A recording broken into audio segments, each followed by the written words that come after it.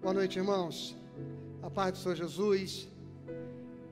Que bom a gente se reencontrar, especialmente você que também estava conosco pela manhã, e que agora voltamos a nos reunir, nos conectar neste grande círculo de comunhão que nós construímos, onde os nossos corações, as nossas mentes, nossos pensamentos, nosso espírito, muito mais do que apenas os nossos aparelhos, nossos celulares, mas sobretudo todo o nosso ser está conectado em Jesus, porque nele nós nos formamos e nos fazemos corpo, somos igreja do Senhor, somos a Assembleia dos Santos de Cristo, e viemos aqui nesta noite para adorar o seu nome. Seja bem-vindo, conecte-se, acomode-se, compartilha, marca as pessoas, convide alguém, para que nós possamos juntos fazermos nesta noite, prestarmos nesta noite um culto ao Senhor, que você possa estar aí na sua casa, com a sua família, de modo que você possa cantar conosco, louvar conosco, orar e trazer o seu coração a este ambiente de adoração, a este trono de louvores que nós queremos fazer ao Senhor, porque hoje é tempo de louvar a Deus, todo tempo é tempo de louvar a Deus. O salmista diz: em todo tempo eu louvarei ao Senhor, e o seu louvor estará continuamente nos meus lábios. E nós vamos começar cantando este cântico, e que você possa celebrar com alegria. Vamos orar antes disso. Pai, obrigado por nos reunir e congregar aqui mais uma vez, e nos oportunizar, ó Pai, um momento tão especial, onde nós interagimos em comunhão, ainda que virtual, e somos edificados, sempre edificados por Ti, pelo Teu agir e pelo mover do Teu Espírito Santo. Graças Te damos, Senhor, graças Te damos, ó Pai, por este privilégio, que cada casa, cada lar, cada família, possamos juntos fazer o melhor culto que o nosso coração puder Te dedicar, a despeito das nossas imperfeições, ó Deus. Mas não é à luz da nossa bondade, dos nossos méritos, que nós nos apresentamos aqui nesta noite. É pelo sangue de Jesus, é pelo seu perdão. É nele que estamos justificados, e é por ele que nós entramos em tua presença, pelo novo e vivo caminho. Aquele que é o único caminho que pode nos levar ao Pai.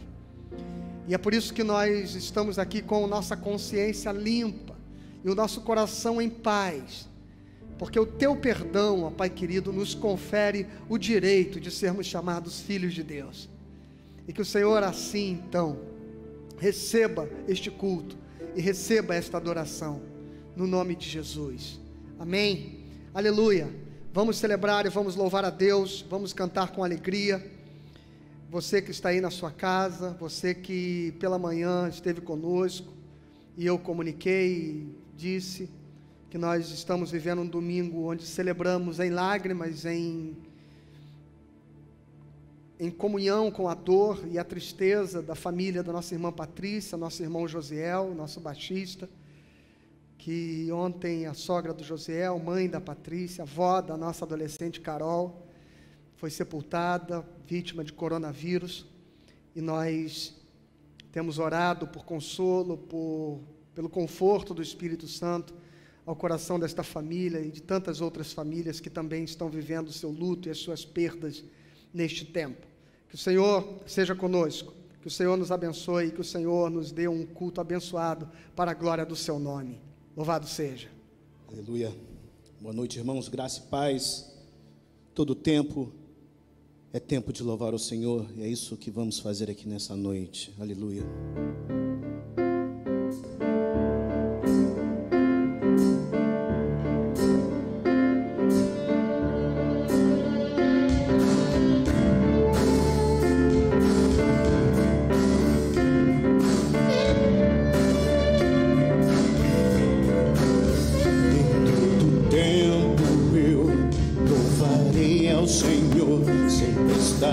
Nos meus lábios o seu louvor. Em todo tempo eu louvarei ao Senhor, sempre estará nos meus lábios o seu louvor.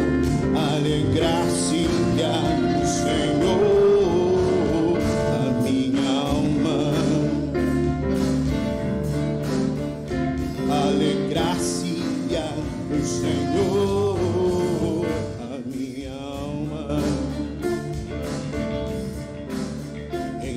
engrandecei ao Senhor, engrandecei-o comigo, e todos a uma exaltemos seu nome.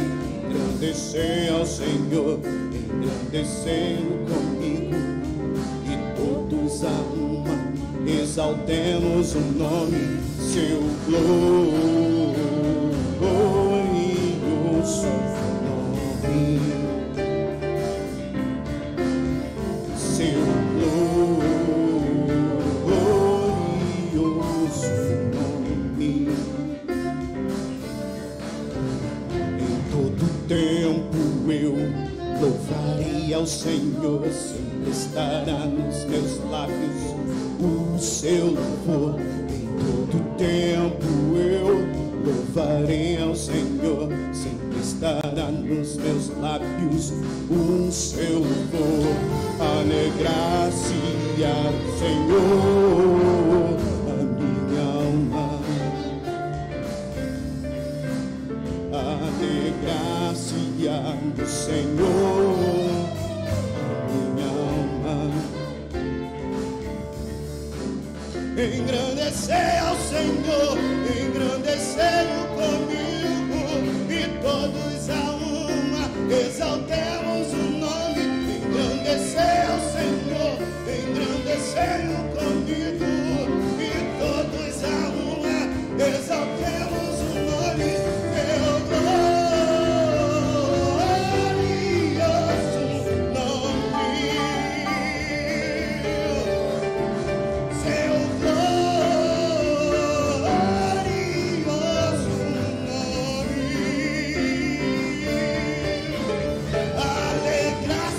Alegrar-se-á do Senhor a minha alma, alegrar-se-á do Senhor a minha alma.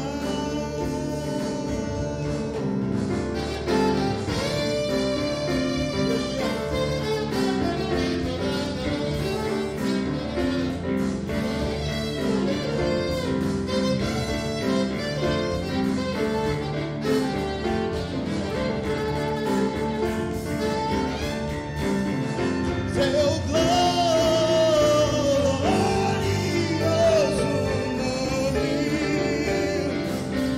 seu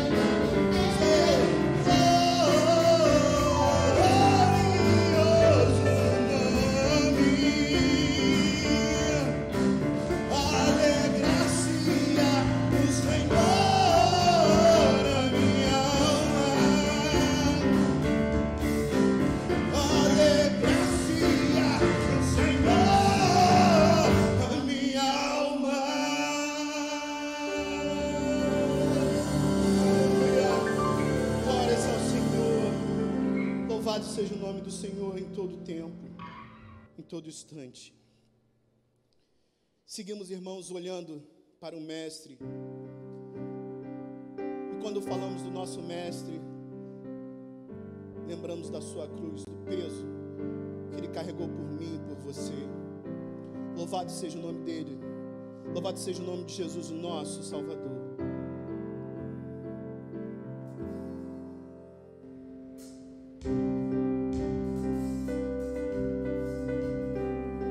Aleluia.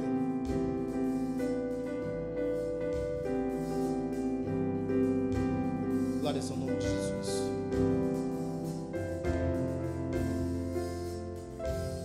Eu olho para a cruz, e para a cruz eu vou. Se eu sofrer, participar da sua obra, vou cantar. Meu Salvador na cruz mostrou o amor do Pai,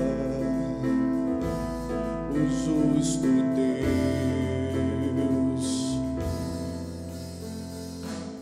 Pela cruz me chamou, gentilmente me atraiu, e eu, sem palavras, me aproximo, levantando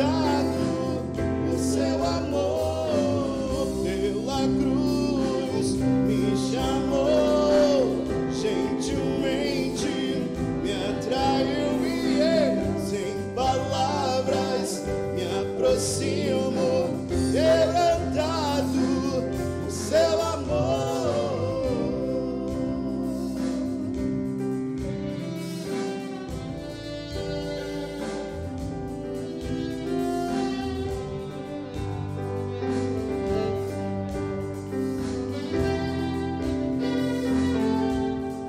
Merecida vida,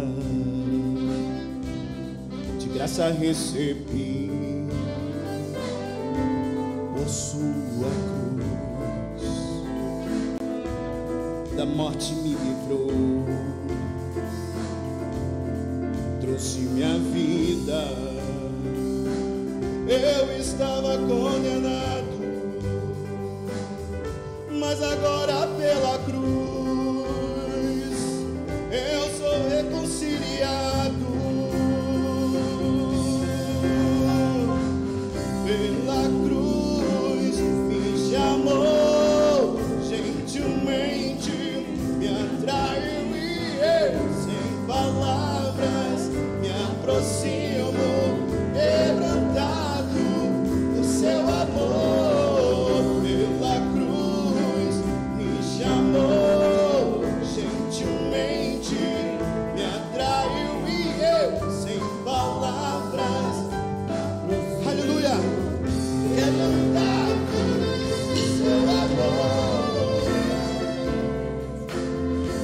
do seu amor.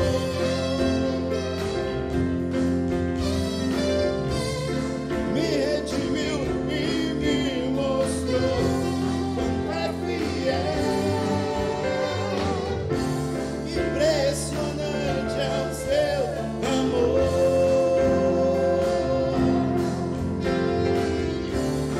Me redimiu e me mostrou como é fiel.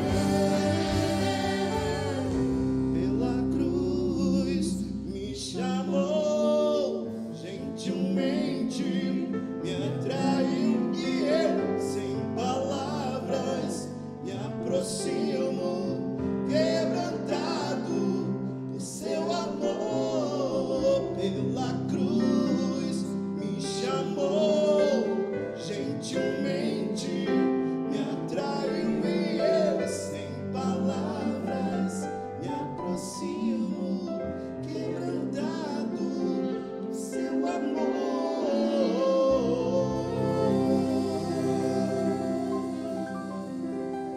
Amados irmãos,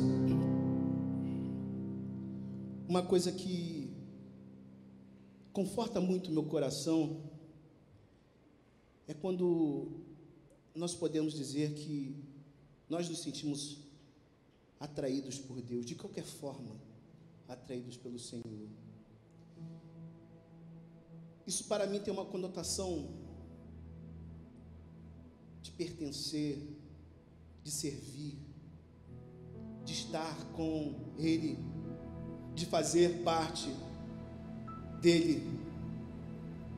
E quando temos esse privilégio, como acabamos de cantar aqui agora, que gentilmente Ele nos atrai, e nós podemos nos aproximar dEle, e somente porque Jesus morreu na cruz por nós. Isso é uma coisa que mexe comigo, e eu compartilho isso com vocês nessa noite. Sei que não é o momento de falar de nós mesmos, mas eu gostaria de compartilhar. Isso me impacta muito, se sentir atraído pelo Senhor, porque na verdade, irmão, se depender de mim mesmo, jamais seria assim que aconteceria. E se não fosse por Ele me escolher e me atrair para estar na presença dEle, o que seria da minha vida? Perdoe por falar de mim mesmo, mas é algo que o Senhor tocou no meu coração de compartilhar com você, que pode ser algo também que você sente isso na sua vida, algo que você sente no seu coração. E como estamos no meio dos irmãos, na família de Deus, mesmo vocês aí na sua casa, em um grupo de privilegiados que somos nós, estarmos aqui nesta noite, adorando ao Senhor. Essa é a nossa comunhão, amada igreja. Esse é o amor que nos une, o amor de Cristo. E falando do amor de Cristo, gostaria de lembrar também do privilégio que os membros dessa igreja têm em relação ao manter a casa do Senhor, ao manter essa agência do Evangelho funcionando. E tudo que vem acontecendo nesses vários meses, tudo isso que foi proporcionado para nós foi com a fidelidade do povo de Deus. Esse é o momento, amado irmão, você terá acesso à agência e conta da igreja para dizimar e ofertar ao Senhor, para que este lugar continue abençoando vidas. Agradecemos aos membros dessa igreja e amigos também que compartilham semanalmente com os mantimentos que têm abençoado famílias. Eu vi o diácono Paulo colocando até abençoamos pessoas de Vila Isabel que vieram na igreja para poder. Isso é algo tremendo, amado irmão. E tudo isso é por causa da sua fidelidade. Porque o Senhor está em ti. E o Espírito Santo o constrange a seguir, mantendo a obra de Deus nesse lugar. Vamos louvar ao Senhor com mais um cântico. Canta, perto está o Senhor, a Ele um templo erguei, louvor um palácio, com graças um trono, feitos ao Rei dos Reis. Cantai uma canção, eterno é o seu amor, pois quando há louvor de glória se enche o templo do Senhor. Louvai a Deus aqui. Aleluia! Esse é o Deus que nós amamos, esse é o Deus que louvamos. Cantai, perto está o Senhor, a Ele um templo erguei, louvor um palácio, com graças um trono, feitos ao Rei dos Reis. Cantai uma canção, eterno é o seu amor, pois quando há louvor de glória se enche o templo do Senhor. Louvai a Deus aqui.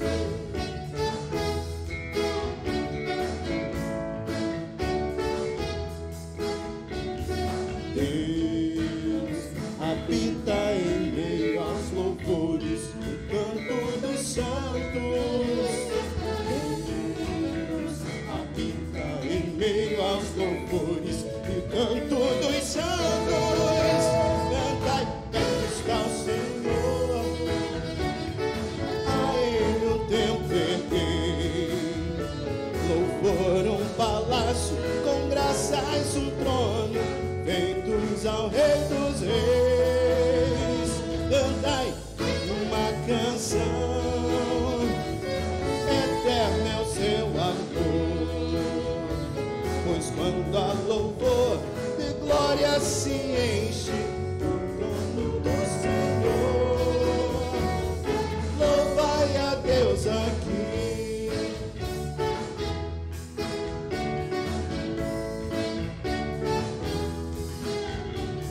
Viemos para te adorar ao Senhor, com música e canto.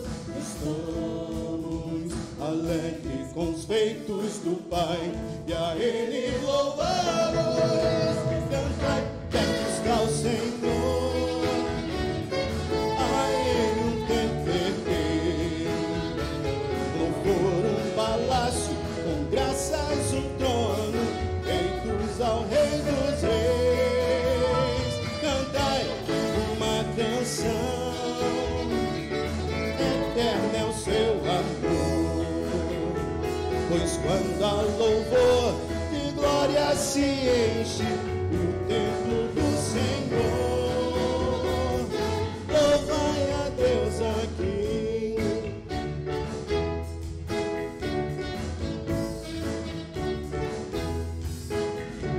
Cantai.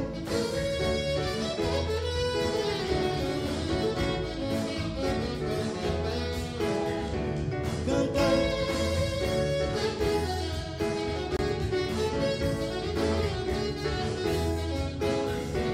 Cantai.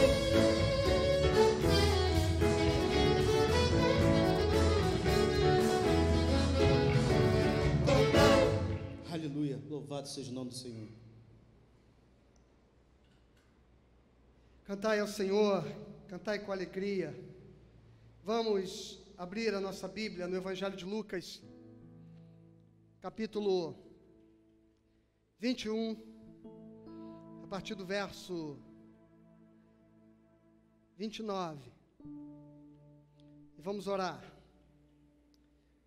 Pai Santo, nós te pedimos que nesta noite, neste momento onde os nossos corações fazem silêncio para ouvir a Tua voz e para ouvir a Tua palavra, que o Senhor nos abençoe, que o Senhor nos ilumine e que o Senhor traga compreensão ao nosso coração. No nome de Jesus. Amém.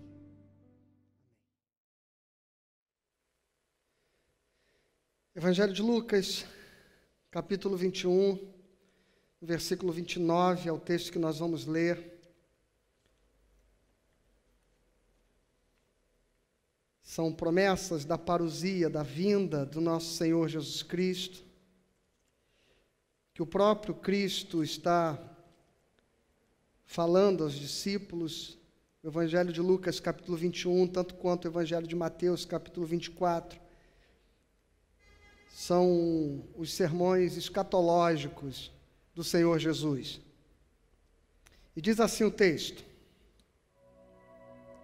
ainda lhes propôs uma parábola, dizendo: vede a figueira e todas as árvores. Quando começam a brotar, vendo, sabeis por vós mesmos que o verão está próximo. Assim também, quando virdes acontecerem estas coisas, sabeis que está próximo o reino de Deus. Em verdade vos digo que não passará esta geração sem que tudo isso aconteça. Passará o céu e a terra, porém as minhas palavras não passarão. Acautelai-vos por vós mesmos, para que nunca vos suceda que o vosso coração fique sobrecarregado com as consequências da orgia, da embriaguez e das preocupações deste mundo, e para que aquele dia não venha sobre vós repentinamente como um laço, pois há de sobrevir a todos os que vivem sobre a face da terra. Vigiai, pois, a todo tempo, orando, para que possais escapar de todas essas coisas que têm de suceder, e estar em pé na presença do Filho do Homem. Veja, quando Jesus está concluindo o seu sermão escatológico, o seu sermão sobre o fim dos tempos, sobre as últimas coisas, né? E ele diz: vede a figueira, quando ela floresce, quando ela começa a brotar, vocês conseguem discernir que está próximo o verão. O que ele está dizendo é que nós seríamos capazes não de prever o tempo, não de prever a data, mas que nós poderíamos viver a partir dos sinais, percebendo que o mundo caminha para o seu final, que a história caminha para o seu final. E esse final se consumará naquele evento cósmico, histórico, universal, quando Cristo virá sobre as nuvens dos céus, com poder e glória, e todos os seus anjos, e todo olho o verá. E este evento que põe um ponto final na história, para se inaugurar a nova e plena criação de Deus, a eternidade, a vida abundante do reino que está entre nós, mas que um dia virá plenamente. Este evento, como disse C.S. Lewis, é o evento que Deus invade a história. E ele diz: um dia Deus vai acabar invadindo a história. Mas quando isso acontecer, será o fim do mundo. Porque quando o autor se dirige para o palco, é porque a peça acabou. E Jesus começa no capítulo 21 a enunciar algumas situações, algumas circunstâncias, a partir do verso 7, inclusive o subtítulo da edição da nossa Bíblia Revista Atualizada diz: o princípio das dores. Porque os discípulos começaram a perguntar a ele quando essas coisas aconteceriam. E ele diz: vede que vocês não sejam enganados, né? Porque toda hora vai aparecer alguém querendo se manifestar como sendo o Messias, como se o reino de Deus estivesse vindo e dizendo: ei-lo aqui, ei-lo acolá, fazendo previsões. Não andem atrás dessas coisas, não deem crédito a essas coisas, porque elas só servem para trazer perturbação e alarde. E ele diz que haverá nação contra nação, guerras, revoluções, haverá reino contra reino, haverá pestes, haverá pandemias. Ele diz que aqueles eventos iriam ser inaugurados, iam ser o começo do fim, mas não o fim. E logo em 70 depois de Cristo, começaram a se cumprir estas profecias. Os exércitos romanos cercaram Jerusalém. General Tito entrou no templo, entrou no santo lugar, profanou o santo lugar. O templo foi derrubado. A cidade foi queimada. Todos esses eventos que Jesus anunciou aqui começaram a acontecer pelo cerco romano a Jerusalém no ano 70. E a partir daí, irmãos, a humanidade tem experimentado os sinais dos tempos. Estes eventos não são eventos que, como muitos querem acreditar, eles estão sendo inaugurados na nossa geração. Então, esta semana surgiu a nuvem de gafanhotos e veio a pandemia do coronavírus. Então, as pessoas querem acreditar que estes sinais estão sendo inaugurados. Vamos retroceder na história. Guerras, rumores de guerras, reino contra reino. Nós tivemos 2 guerras mundiais no século 20. Nós tivemos pestes, pandemias, nós tivemos a gripe espanhola, nós tivemos a tuberculose, nós tivemos a varíola, nós tivemos terremotos, nós tivemos o Katrina, furacões, tempestades. Nós tivemos tsunamis devastando alguns lugares do nosso planeta. Nós tivemos acidentes nucleares. Nós tivemos uma bomba nuclear. De modo que nós tivemos as cruzadas. Tivemos a invasão da América pelos colonizadores, o massacre da população nativa. Tivemos a escravidão dos africanos. Tivemos a Idade Média, tivemos a Inquisição, tivemos homens de Deus sendo perseguidos, queimados, mortos, denunciados, torturados, decapitados, todo tipo de morte, de modo que não há nenhuma destas profecias de Jesus que não tenham já começado a se cumprir em toda a era cristã. Não existem eventos que estão inaugurando neste nosso tempo o fim dos tempos, irmãos. E é exatamente por isso que Jesus diz: olha, fiquem atentos. Quando vocês virem acontecerem essas coisas, versículo 31, sabei que está próximo o reino de Deus. Não passará esta geração sem que tudo isso aconteça. Passará o céu e a terra, porém as minhas palavras não passarão. É curioso, preste atenção, que quando nós lemos o texto que diz, não passará esta geração sem que tudo isso aconteça, as pessoas acreditam que todos os eventos seriam concluídos naquela geração. Do mesmo modo, muitos de nós, quando começamos a ver sinais se manifestando na história, que são compatíveis e semelhantes a estes que Jesus disse que aconteceriam, a gente também tem a sensação de que não passará a nossa geração sem que tudo isso aconteça. Mas, sobretudo, Jesus está falando que aquela geração não passaria sem que aqueles sinais começassem a se manifestar. Tanto quanto na nossa geração, estes sinais têm se manifestado. E é aqui que reside a grande crise da fé.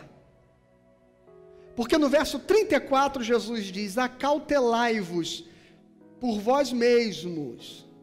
Ou seja, fiquem atentos, cuidem do coração de vocês, cuidem da mente de vocês, para que na medida em que o tempo vá passando, e Jesus não volte com a urgência que nós desejamos, com a brevidade, com o imediatismo com que nós sonhamos que Deus responda aos nossos anseios da história, da vida. Acautelai-vos por vós mesmos, para que vocês, na medida em que o tempo vá passando, e pareça que ele não vai voltar, e pareça que esta profecia nunca se consuma e nunca se concretiza, acautelai-vos, para que o vosso coração não fique sobrecarregado com as consequências da orgia, da embriaguez e das preocupações desse mundo, e para que aquele dia não venha sobre vós repentinamente como um laço. Então perceba que Jesus está dizendo que quando a gente vai perdendo a esperança na volta de Jesus, quando a fé cristã começa a acreditar que está demorando, é possível que o nosso coração se veja tentado, seduzido, a abraçar a vida com esse senso de urgência, com que as pessoas vivem como se a sua existência se resumisse ao aqui e ao agora. E mesmo a fé, e mesmo a teologia, e mesmo a religião, passou a abraçar esta expectativa de realização imediata da eternidade, do reino, do prazer, do gozo eterno. Então é como se nós fôssemos Abraão e Sara, que na medida em que vão percebendo que a promessa que Deus fez que lhes daria um filho não se cumpre, eles começam a olhar para Agar e dizer assim, olha, então pode ser que nós interpretemos mal, ou tenhamos interpretado mal, pode ser que Deus queira realizar a sua promessa em nós de outra forma. E aí eles começam a acreditar que Agar, a empregada, a serva, é uma opção para realizar a promessa de Deus num tempo que seja razoável para a idade de Abraão e Sara.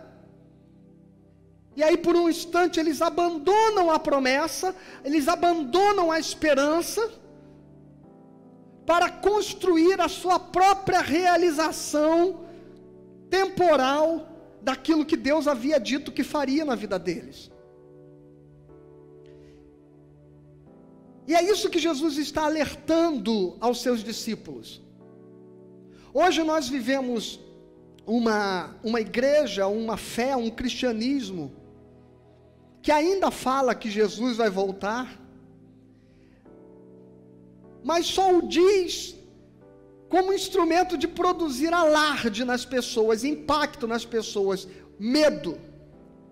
Mas não efetivamente temos uma igreja que vive sob a esperança de que Jesus vai voltar. É como se nós fôssemos, repito, Abraão e Sara. É como se a gente diga, não, eu continuo acreditando na promessa, mas a gente precisa antecipar as coisas, viu? A gente precisa acelerar esse processo. Acho que me enganei. Acho que esse negócio de Jesus vai voltar deve ser uma coisa metafórica. Então eu preciso me realizar aqui. A glória de Deus precisa se manifestar na minha vida hoje e agora, com prosperidade, com prazer, com abundância, sem sofrimento, sem dor. E aí constrói-se esta religião paliativa para que o homem se realize, uma vez que, apesar de dizer que Jesus vai voltar, ele não vive mais sob a ética que é gerada no ser a partir dessa esperança. E é sobre isso que eu quero falar com você. Parousia, a esperança viva. A parousia é a volta do Senhor, é a manifestação visível de Deus na história. A volta de Jesus não é um evento psicológico, não é um evento mitológico, não é um evento simbólico com o qual nós nos encontramos quando morrermos. A volta de Jesus é um evento onde a história se consumará, e ela acontecerá efetivamente. E ele mesmo diz, passarão os céus e a terra, mas as minhas palavras não hão de passar. Mas tenham cuidado, porque na medida em que os séculos forem passando, a minha igreja, vocês, meus discípulos, vão passar a acreditar que deve haver um outro modo de vocês realizarem a sua expectativa da glória, da presença de Deus entre vocês. E pode ser que vocês peguem a serva para gerar nela o filho, para tentar materializar a promessa.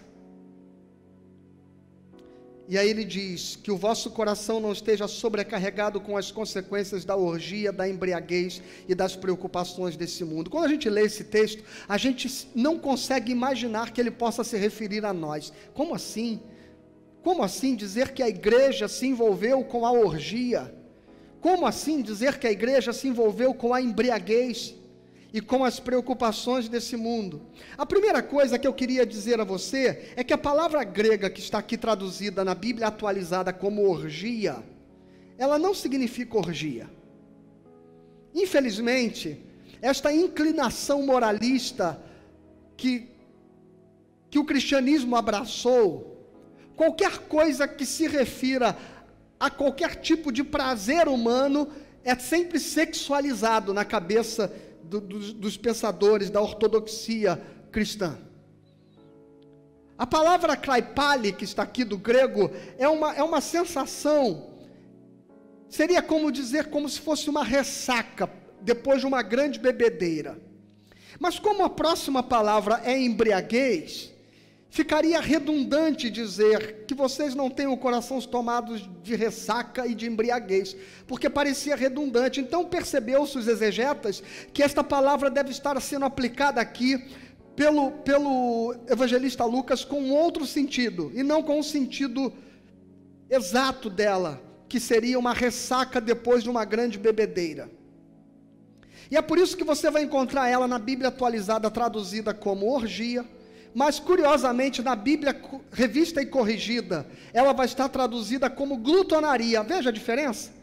Numa tradução é orgia, na outra tradução é glutonaria. Se você for para a Bíblia da Nova Versão Internacional, você vai encontrar esta palavra traduzida como libertinagem. Se você pegar, por exemplo, a tradução inglesa da Bíblia, a Bíblia Bíblia King James, surfeiting, esta palavra estará traduzida simplesmente como excessos. E eu gostei da tradução inglesa, achei uma exegese mais coerente ao contexto. Porque quando a gente fala orgia, se diz assim, em hipótese alguma. Orgia, embriaguez aqui, irmãos, é porque neste tempo, nós estamos, o método mais comum do entorpecimento da mente, era basicamente beber vinho. Essa era a cultura, beber vinho, bebida forte, né? Nós não estávamos ainda nesta cultura com a presença de um modo tão presente como na nossa sociedade, por exemplo, das drogas, da farmacologia, na verdade, e de todos os outros modos que nós temos hoje de causar entorpecimento, o alívio da dor existencial, o alívio do lidar com a realidade. E hoje, quando essa coisa vai ficando difícil, você não precisa se embriagar, você vai no médico e ele te receita alguns remédios para que você seja capaz de alguma forma de aquietar esta balbúrdia emocional que vai sendo gerada em nós. E por último, Jesus fala das preocupações deste mundo. Então, olha só, irmãos, que coisa interessante, orgia, embriaguez e as preocupações desse mundo. Parece até o slogan que se estabeleceu de Woodstock para cá, né? Onde a sociedade parece ser embalada por sexo, drogas e rock and roll. E é exatamente isso que Jesus está dizendo. Chegará um momento onde a vida perderá tanto sentido, onde a esperança eterna terá morrido no coração até mesmo dos seus discípulos, e que eles precisarão encontrar um outro modo de dar significado e sentido à vida. Então vão buscar de algum modo mergulhar num hedonismo, ou seja, numa busca desenfreada por prazer, por autossatisfação. Vão buscar de algum modo mecanismos de produzir abstração, alienação e anestesiamento das suas emoções, das suas dores existenciais, e vão abraçar com toda a sua força as preocupações deste mundo. Ora, o que significam as preocupações desse mundo? Nós vamos entender isso daqui a pouquinho. Mas nós precisamos entender que esta fala de Jesus, irmãos, não está se dirigindo ao mundo, está se dirigindo à igreja. Então eu pergunto, se você crê que Jesus vai voltar, qual é a ética cristã que tem embalado a sua existência? Quais são os valores, quais são os princípios? Será que nós estamos vivendo uma vida compatível a esta esperança de que Jesus vai voltar? Será?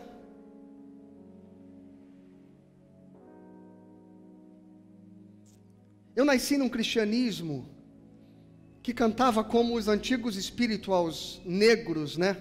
Que diziam: aqui não é minha casa, aqui não é o meu lar. Eu nasci num cristianismo e cresci vendo cristãos desapegados da materialidade, buscando um estilo de vida simples, um estilo de vida modesta. Eu cresci num cristianismo onde, se um crente começasse a valorizar muito as coisas deste mundo, valorizar muito a estética, o ter, o possuir, logo alguém chegava para lhe orientar e lhe dizer: cuidado, meu irmão, porque isso é vaidade. Vaidade, acho que era a palavra, era o pecado mais alardeado entre nós. Valia para tudo, para o ter, para o embelezar-se, para o enfeitar-se, para o perfumar-se, tudo era vaidade. Mas sabe por que havia essa linguagem da vaidade no discurso evangélico da minha infância?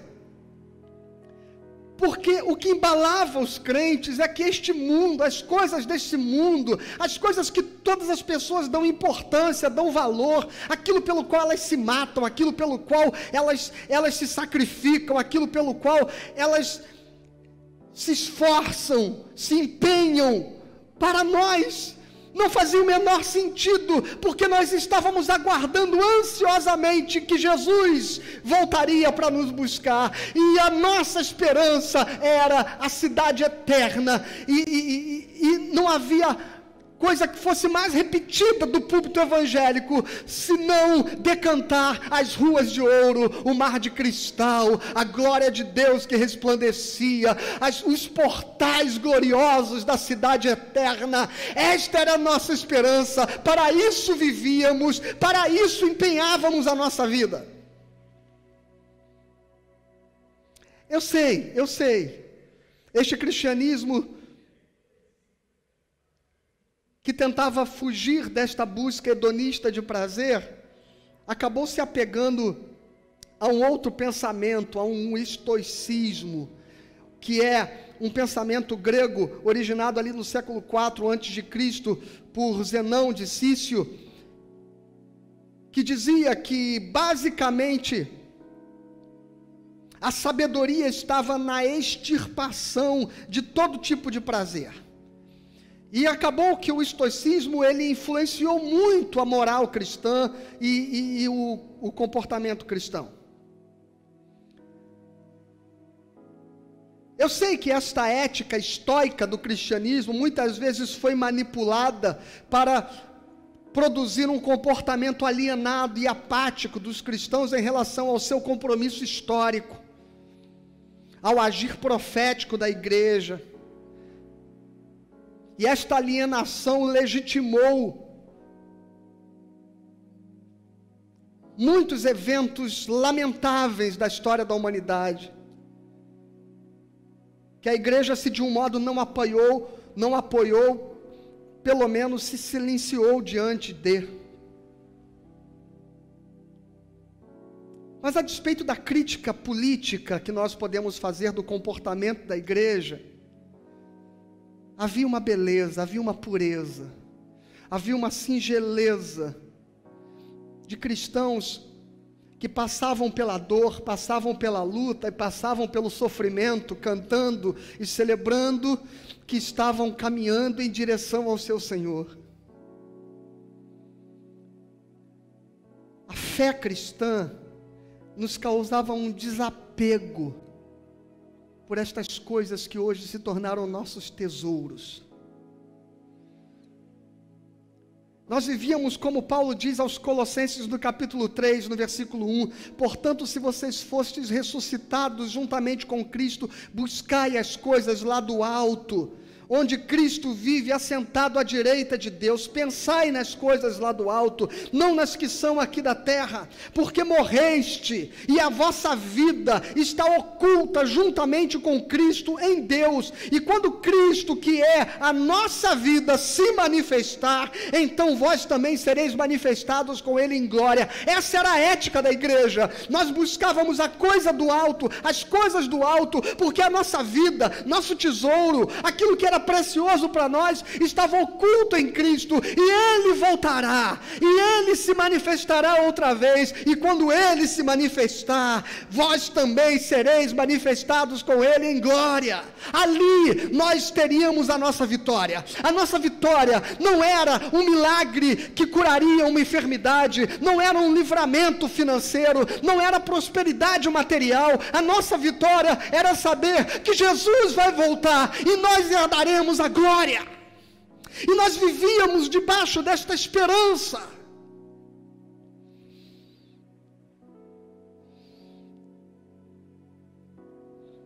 O que mudou, irmãos? O que mudou? E olha que não significa que viver sob esta esperança resulta numa vida medíocre, numa vida resignada, numa vida conformada com a dor, com o sofrimento, com a pobreza. Não, ao contrário. Essa esperança era tão latente nos calvinistas do século XVI e XVII, por exemplo, espectro analisado pelo sociólogo Max Weber, que vai tentar entender por que aqueles homens prosperaram, por que eles foram bem-sucedidos, Porque a sociedade alemã basicamente tinha, entre os seus mais expoentes personagens, empresários, empreendedores, enfim, os protestantes. Max Weber chega a uma conclusão, que na medida em que os calvinistas, protestantes alemães, tinham a sua certeza de que eram eleitos para a eternidade, para filhos de Deus, e que as suas vidas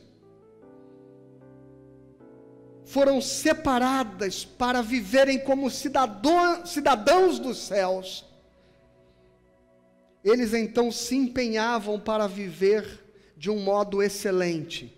E viver de um modo excelente não era se empenhavam para ter, para possuir, para conquistar, para ostentar, para ter conforto, para ter abundância, não, era viver sobre uma ética excelente, de fazer qualquer objeto que manufaturavam, o carpinteiro, o artesão, tudo que um servo de Deus, que tinha no seu coração a esperança da eternidade e a confiança da sua filiação divina, de que ele era um cidadão dos céus, ele desejava viver a vida com a ética do reino de Deus.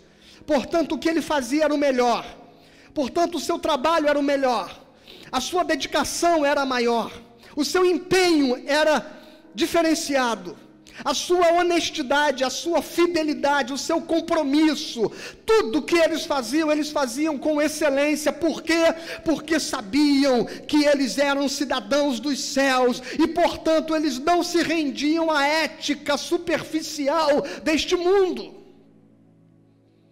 E prosperaram, não porque buscavam a prosperidade, prosperavam porque na medida em que faziam tudo com excelência, colhiam os frutos desta excelência. Não prosperavam por campanhas de prosperidade, não prosperavam porque acreditavam que eram cabeça e não cauda, não prosperavam porque acreditavam que iam saquear o inferno, prosperavam porque desejavam viver uma vida excelente.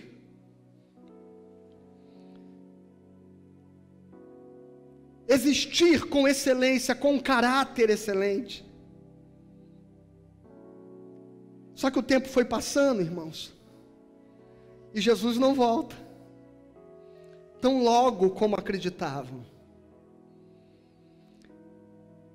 E vai havendo os esfriamentos dessa esperança, né? Até que no século XVII, os quakers e o avivamento dos quakers sacudiu parte da Europa. E depois vieram os grandes avivamentos do século XVIII, com John Wesley na Inglaterra, com Jonathan Edwards nos Estados Unidos da América. Depois do século XIX, Charles Finney, William Seymour na Rua Azusa. Depois o pentecostalismo, na virada do século XIX para o século XX, movimentos de avivamento do Espírito de Deus reacendendo a chama, a esperança da eternidade, da salvação, e a igreja firme proclamava: Jesus está voltando. E eu cresci neste evangelho, onde basicamente os cristãos expunham esta frase, onde quer que estivessem: Jesus está voltando. Jesus está voltando, Jesus está voltando, mas o tempo foi passando, e as faixas e adesivos que diziam Jesus está voltando, elas passaram a estampar uma nova frase: Deus me deu, né? E aí a gente começou a ver isso, Deus me deu. A gente deixou de apontar para a promessa, a gente tirou os olhos de Isaac e a gente começou a produzir o nosso próprio Ismael, o nosso próprio paliativo de promessa.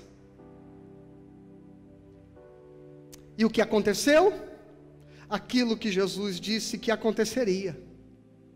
Os nossos corações foram engolidos pelos prazeres, pelo anestesiamento da nossa consciência e pelo materialismo que tomou conta de nós. depois das grandes guerras, vai surgir no mundo e vai começar a aparecer a sociedade de consumo. Um dogma ocidental chamado de neoliberalismo. E eu aqui não estou fazendo uma crítica a uma teoria econômica, não.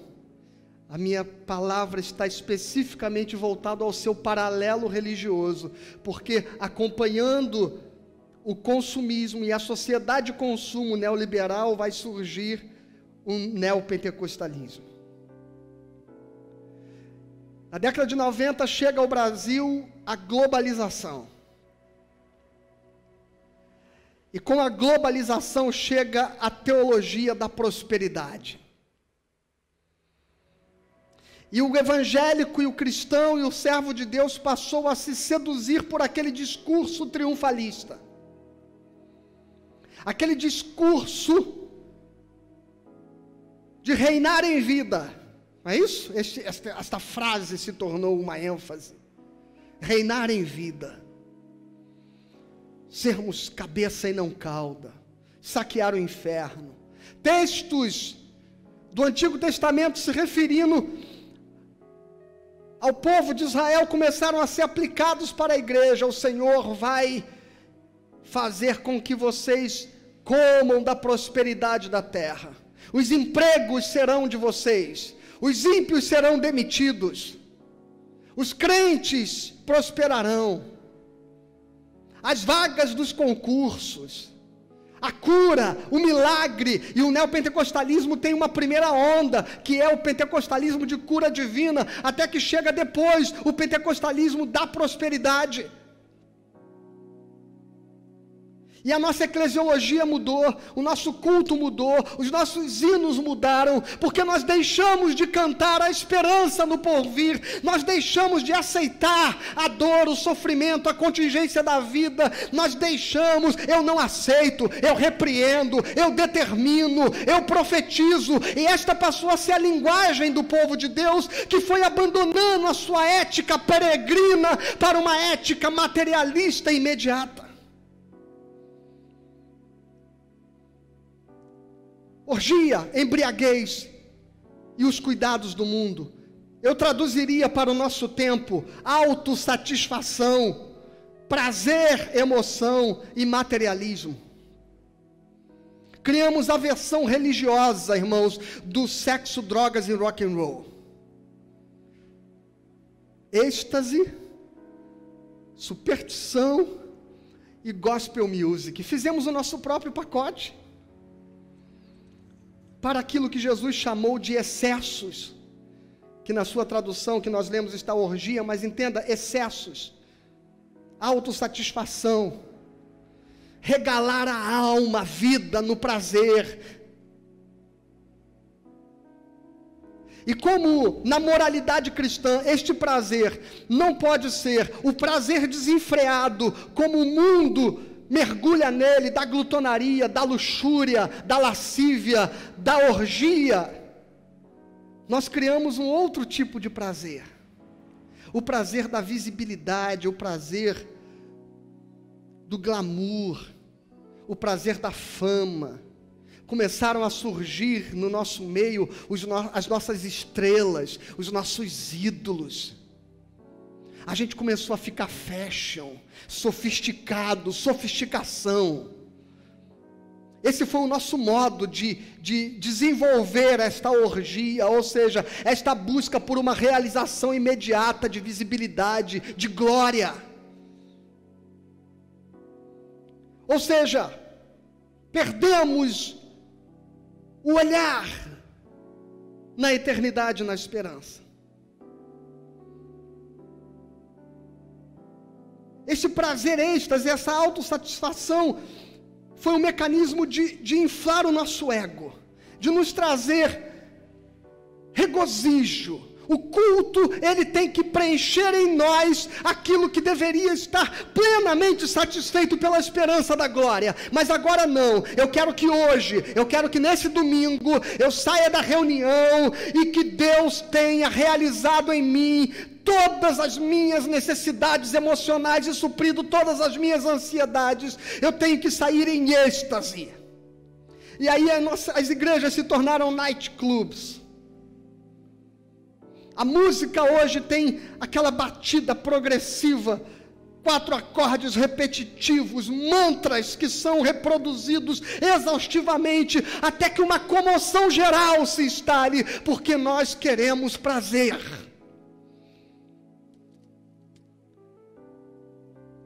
Eu não posso sofrer, eu não posso perder, eu não posso me frustrar, eu não posso chorar, eu não posso viver em desconforto.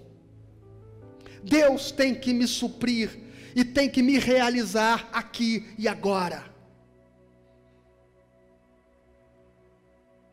E esta teologia encontrou o desejo por esta autossatisfação no coração do homem. E a gente começou a lotar as igrejas com este som.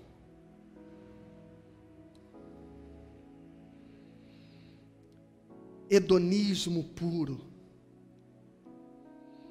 Imediatismo. Então você repete que Jesus vai voltar, mas você não vive sob essa esperança. O Deus que você procura todos os dias no culto é um Deus para te satisfazer aqui e agora.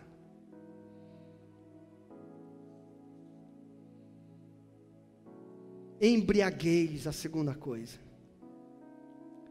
A mente entorpecida.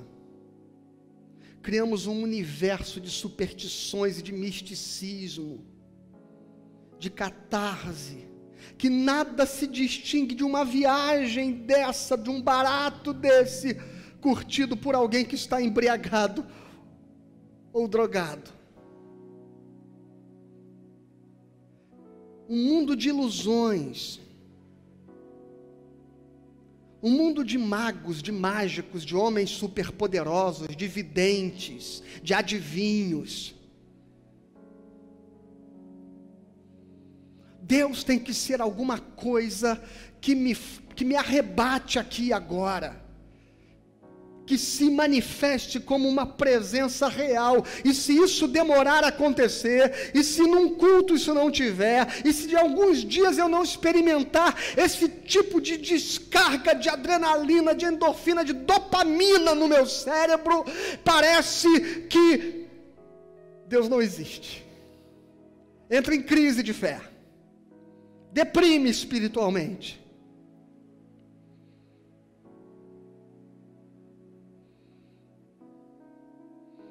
Então não reclame, irmãos, não reclame que o mundo duvide do Deus dos evangélicos.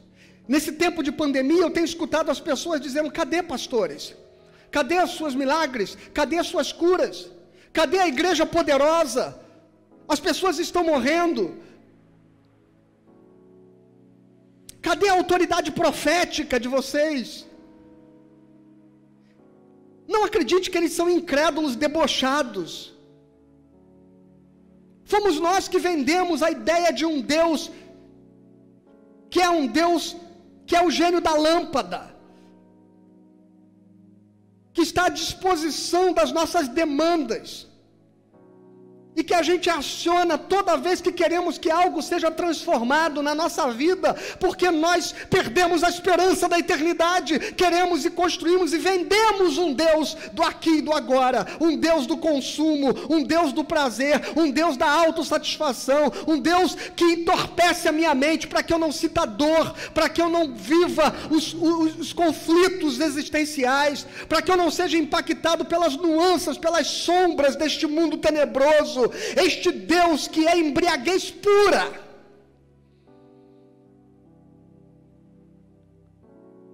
As pessoas não estão incrédulas, elas estão pedindo para que este Deus apareça, este Deus que foi vendido para elas, que é um Deus que acaba com o sofrimento, que cura todas as enfermidades e que faz com que não haja nenhum sofrimento.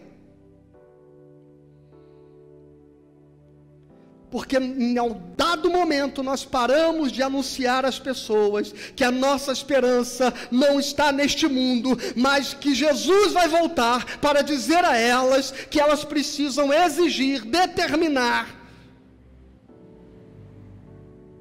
que a solução da sua vida se manifeste aqui e agora.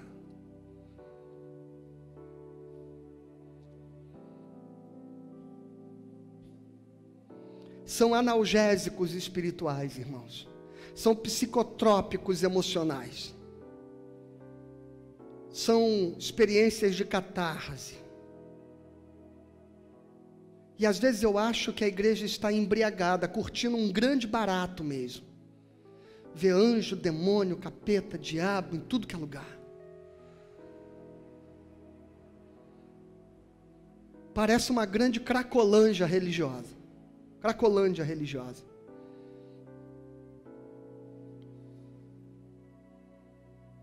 Porque aquela palavra de Jesus, no mundo tereis aflições, a gente não quer mais ouvir.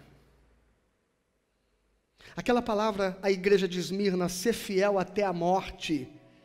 Eu conheço a tua pobreza, a perseguição, a miséria, a dificuldade que você está passando. O bispo de Esmirna, Policarpo, morreu queimado. Ser fiel até a morte, eu te darei a coroa da vida. Esta mensagem desapareceu. A mensagem é: repreenda. Não aceite. E se tiver acontecendo alguma coisa na sua vida, se você estiver passando por algum sofrimento, então tem algum pecado aí, tem alguma coisa errada. Jesus vai voltar. Esse é um discurso, irmão, que a gente fala, mas a gente deixou de viver há muito tempo. Deixou de esperar há muito tempo. Deus é para agora. A minha fé é para hoje. Chegou a minha hora. Tem até cânticos assim, né? Hoje é a minha vez. Tem outros assim também.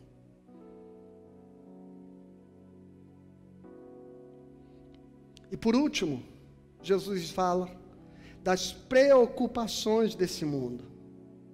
E eu nem preciso tentar interpretar esta palavra, porque o próprio Cristo, ele diz o que ela significa. Quando ele ensina através da parábola do semeador, no Evangelho de Marcos, capítulo 5, versículo 18 e 19, ele diz: o semeador semeou sementes entre espinhos, e estas sementes são aqueles que ouvem a palavra, mas os cuidados do mundo, veja, preocupações do mundo, cuidados do mundo, os cuidados do mundo. E o que são os cuidados do mundo? Olha o que Jesus diz no versículo 19: a fascinação da riqueza e as demais ambições, concorrendo com a esperança cristã, sufocaram a palavra e fizeram ela infrutífera.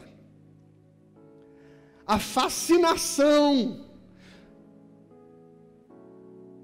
o deslumbramento pela prosperidade, pelo poder, pelo sucesso, pelo carro novo, pela casa de praia, pela vida regalada, esta fascinação sufocaram a palavra.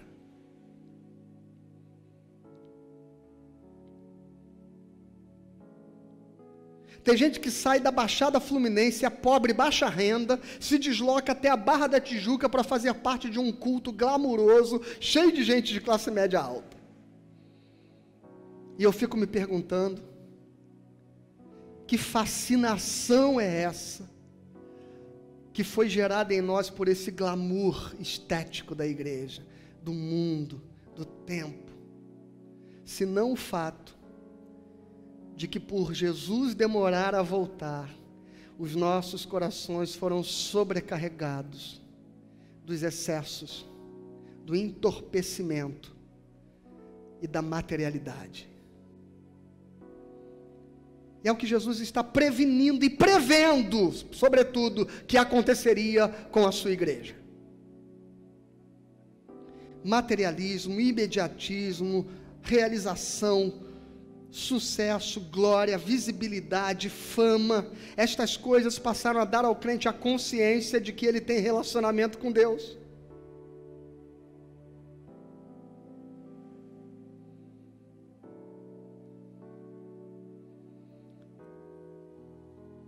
Eu queria lembrar você, irmãos, aqui não é o nosso lar. Não ajunteis tesouros na terra, onde os ladrões roubam e as traças corroem, mas ajunteis tesouro nos céus. 1 João 2 diz: não ameis o mundo, nem o que no mundo há. Se alguém amar o mundo, o amor do Pai não está nele, porque tudo que há no mundo, a concupiscência da carne, a concupiscência dos olhos e a soberba da vida, não procede do Pai, mas procede do mundo. Ora, o mundo passa, tanto quanto a sua concupiscência, mas aquele que faz a vontade de Deus, este permanece para sempre. O problema é que amar o mundo para muitos significa amar os prazeres imorais do mundo, mas não entende que a materialidade, que o desejo de sucesso, que esta busca por performance, é isso que João está falando. Mas o cara acha que coisa do mundo é aquele biquíni, aquela música. Coisa do mundo é aquele ambiente, aquele show, aquela rave. Ele não entende que as coisas do mundo é esta ideologia estética do ter, do possuir, da aparência, da superficialidade.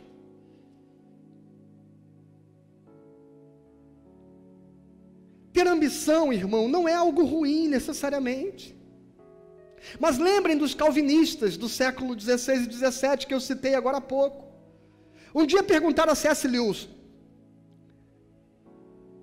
se esse sentimento de desapego dos crentes não impediria o progresso do mundo, o avanço da ciência, do saber, do conhecimento. E disseram: seria errado, Lewis, que um cristão tenha ambições ou lute por algum sucesso pessoal? E C.S. Lewis responde da seguinte forma, ele diz assim: pense num cristão numa ilha deserta, sozinho. O fato dele ser cristão, você acha que o impediria de querer construir uma cabana confortável para se abrigar ali? Óbvio que não. Mas certamente a ética cristã faria-o compreender que ao ter construído uma bela e confortável cabana para viver naquela ilha deserta, ele não pode considerar aquilo como sendo o que ele tem de mais precioso. E ele não pode passar a viver a sua vida em função daquela cabana, para sustentar aquilo como propriedade, como sendo o seu tesouro, como sendo a realização da sua vida. Ela é apenas um meio contingente dele lidar com os desafios pelos quais ele está passando.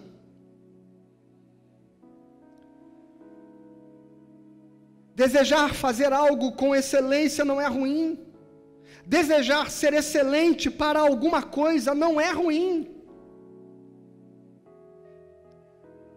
E ele diz assim: não há nada de errado em você ambicionar ser um grande médico, o melhor que você conseguir. Mas seria muito errado do ponto de vista da ética cristã que você queira ser melhor que o outro. Não seria errado, disse C.S. Lewis, que um ator cristão deseje fazer o seu papel e ter a sua melhor performance. Mas seria muito errado que ele quisesse isso tudo para que o nome dele estivesse em destaque no cartaz desta peça sobre todos os outros demais atores.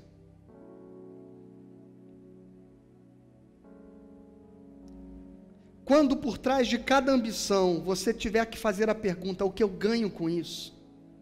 Então esta ambição é um grande problema.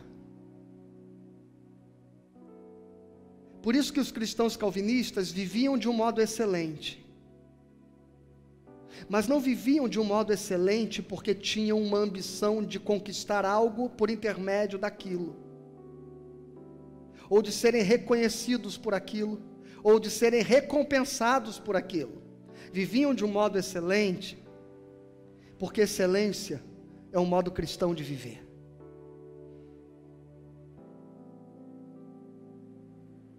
Quando fazemos o que fazemos por excelência, agregamos valor à nossa existência, agregamos valor ao mundo, nos tornamos canal de Deus para mudar e transformar a vida das pessoas. Quando nós nos realizamos em ser o que somos, para que isto seja o melhor de nós para o mundo, e não para que nós possamos conquistar o melhor que desejamos para nós, tudo muda de figura.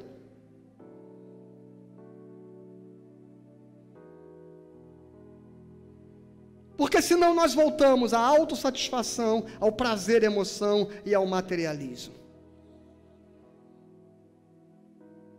Isso não vale só para os prazeres, irmãos.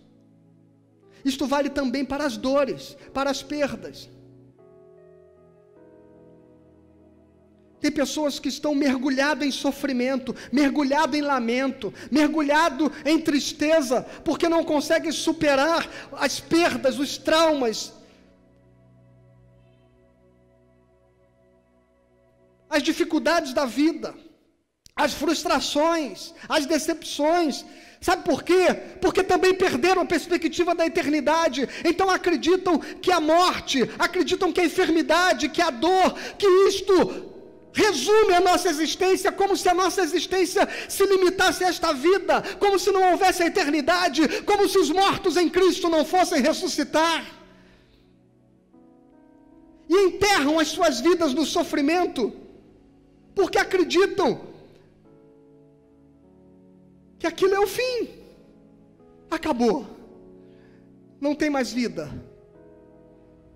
Tiraram os olhos da esperança que Jesus vai voltar. Como devemos viver? Hebreus 11 diz que Abraão, quando chamado, obedeceu para ir para um lugar que o Senhor disse que ele receberia por herança, e partiu sem saber para onde ia. E olha o que diz o verso 9: e pela fé ele peregrinou na terra da promessa, como em terra alheia, habitou em tendas com Isaque e Jacó, herdeiros com ele da mesma promessa. Veja, Deus disse a ele que daria uma terra, Deus disse que ela seria dele, que ele a possuiria, e ele chegou nessa terra, mas ele habitou em tendas, porque o texto diz que ele vivia como quem esperava uma cidade que tem fundamentos, da qual Deus é o arquiteto e edificador. Por mais que Deus tenha dito: Abraão, esta é a tua terra, desde o nascente até o poente, desde o mar até o grande rio, toda esta terra eu te darei, é tua, por herança, por promessa. E Abraão diz: Senhor, muito obrigado, mas eu vou viver nesta terra sem me apegar a ela, nada nela me seduz, nada nela me faz me apegar, eu viverei em tendas, porque a cidade que eu espero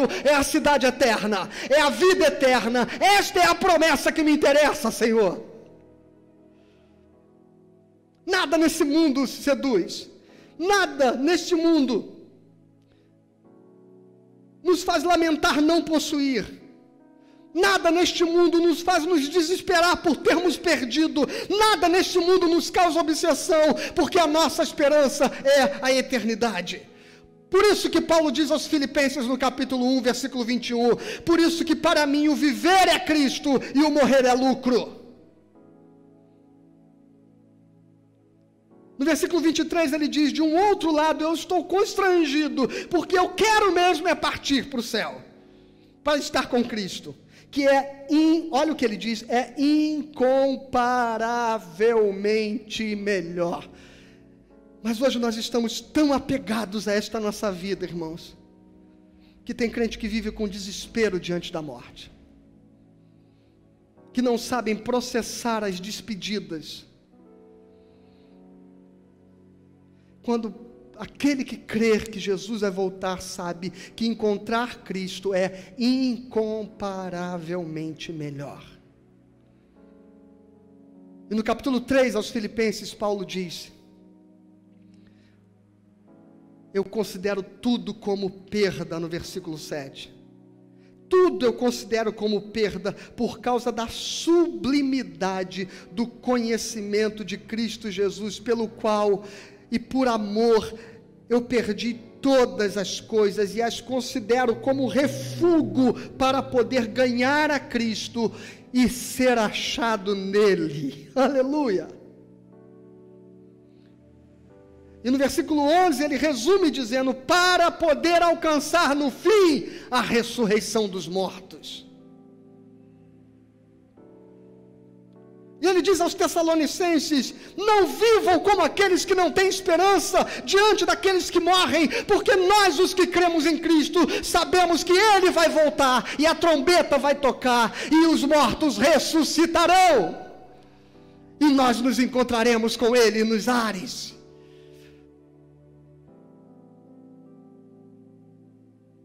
E aos Coríntios, na segunda epístola, no capítulo 4, verso 16, ele diz: por isso não desanimamos, mesmo que o nosso homem exterior se corrompa, contudo o nosso homem interior se renova dia a dia, porque a nossa leve e momentânea tribulação produz para nós um eterno peso de glória acima de toda comparação, não atentando nós para as coisas que se veem, mas nas que não se veem, porque as coisas que se veem, elas são temporais, mas as coisas que não se veem, elas são eternas. Meu irmão, eu termino aqui lhe dizendo: se você crê que Jesus vai voltar, e Ele vai voltar, viva uma ética de vida que seja coerente com a tua fé.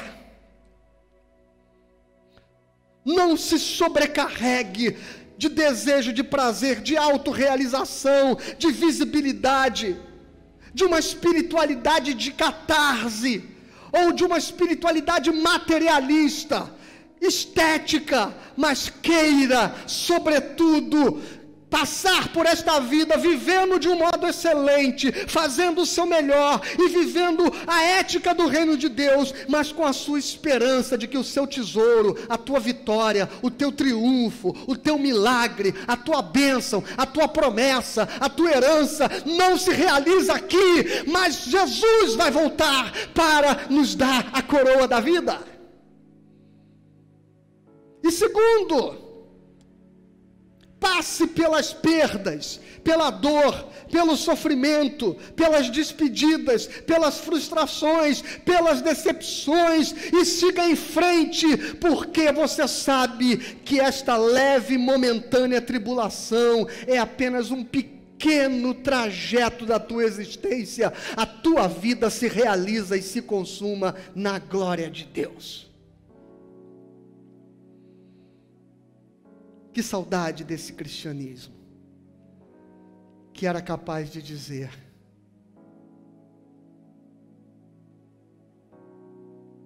como o cântico de Martinho Lutero: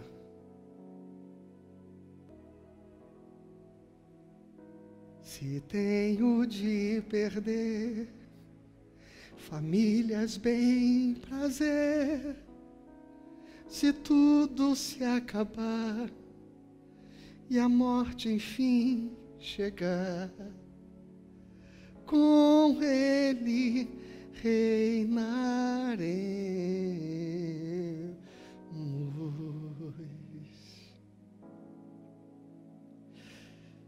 Senhor, liberta o coração do teu povo da ilusão. Liberta o coração do teu povo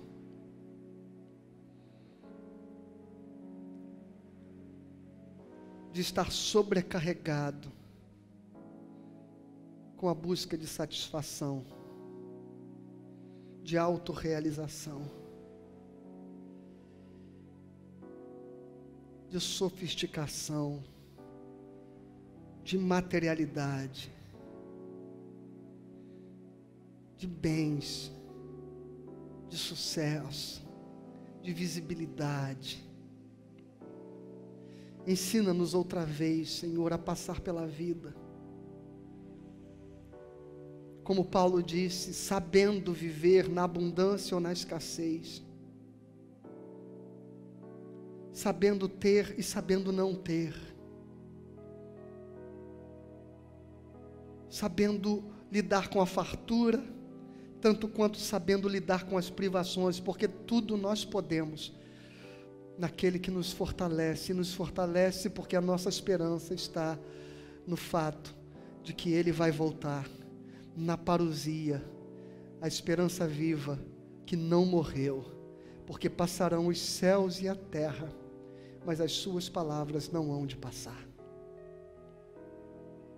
Amém. Portanto, irmãos, pare de viver frustrado e pare de viver obcecado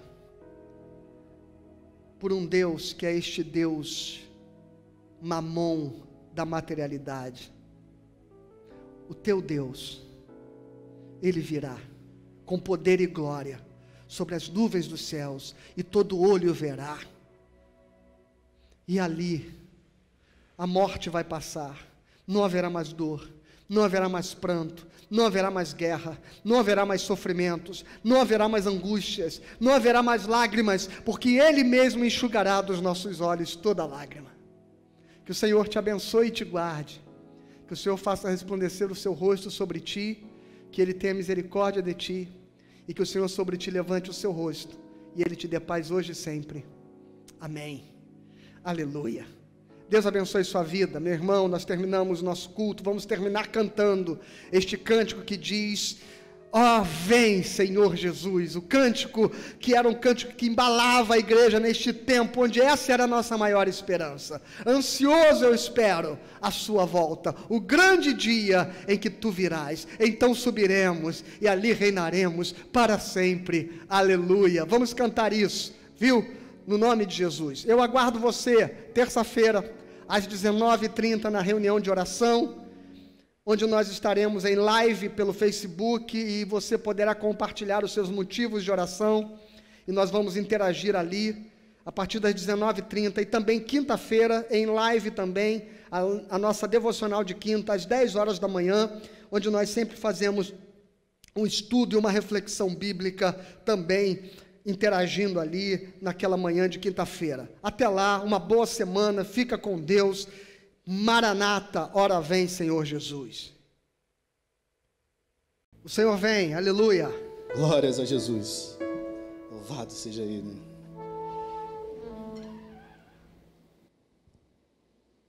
Alfa e Ômega.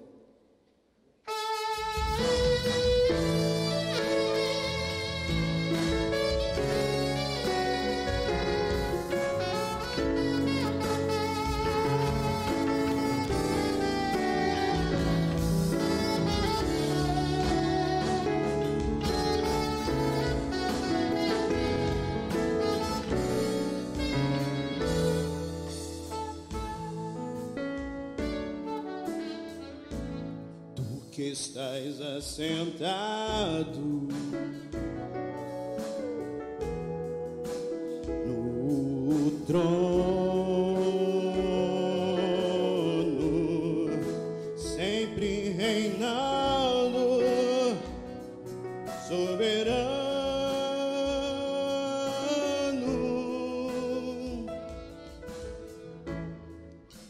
anjos cantando, homens louvando, Deus reunido com seu povo, oh, Alfa, Ômega, Cristo, Filho, ó vem, ó vem, ó vem, Senhor Jesus. Ansioso espero a sua volta,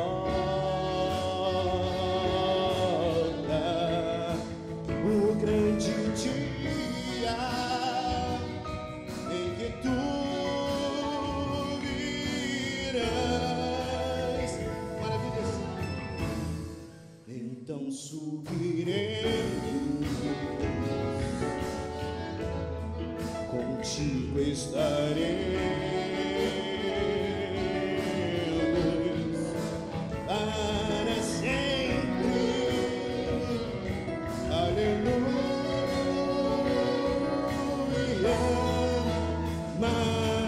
Maranata,